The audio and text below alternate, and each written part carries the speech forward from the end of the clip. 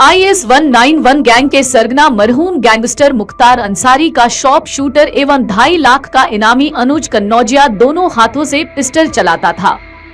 उसको शनिवार को झारखंड पुलिस के साथ मिलकर गोरखपुर STF ने मुठभेड़ में ढेर कर दिया था। अनुज पर गाजीपुर जिले में 7 मुकदमे दर्ज है। दोनों हाथों से पिस्टल और बंदूक चलाने में माहिर अनुज कन्नौजिया साल 2009 में तब चर्चा में आया था जब उसने दुल्लापुर में एक युवक की हत्या दोस्तों के साथ मिलकर कर दी थी। इस वारदात को प्रेमिका रीना राय की वजह से अंजाम दिया था। वह रीना की खूबसूरती का दीवाना था। बाद में दोनों ने शादी कर ली थी।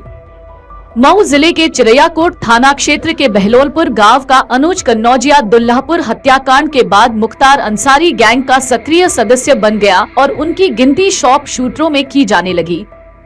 उसके नाम हत्या, लूट, छिनैती, धमकी जैसे संगीन अपराधों की लंबी फहरिस्त है।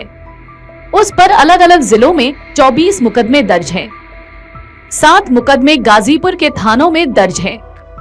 उस पर गैंगस्टर से लेकर हत्या तक के आरोप हैं।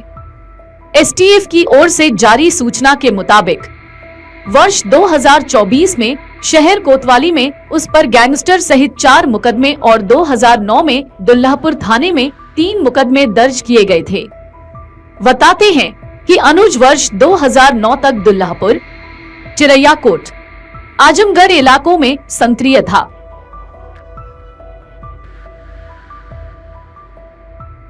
बीती रात्रि यूपी STF और झारखंड पुलिस की ATS के द्वारा एक जॉइंट एक्शन गोविंदपुर थाना अंतर्गत किया गया है।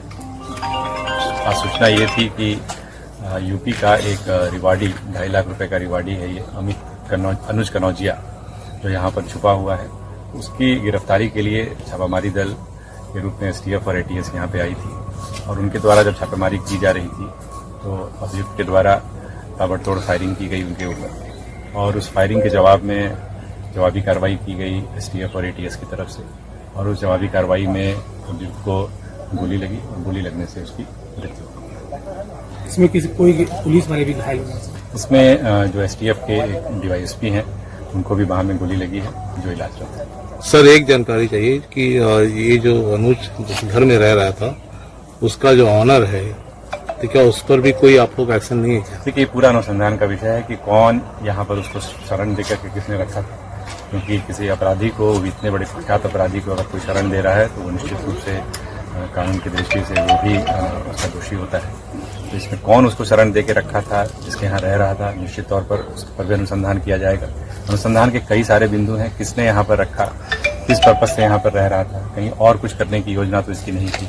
इन सारी बिंदुओं पर अनुसंधान अभी जारी है, आप लोग को अपडेट किया जाएगा। अगर आप ये वीडियो YouTube पर देख रहे हैं तो हमारे चैनल को सब्सक्राइब करें और बेल आइकन को दबाना ना भूलें। अगर आप Facebook पर ये वीडियो देख रहे हैं तो हमारे पेज को लाइक करें।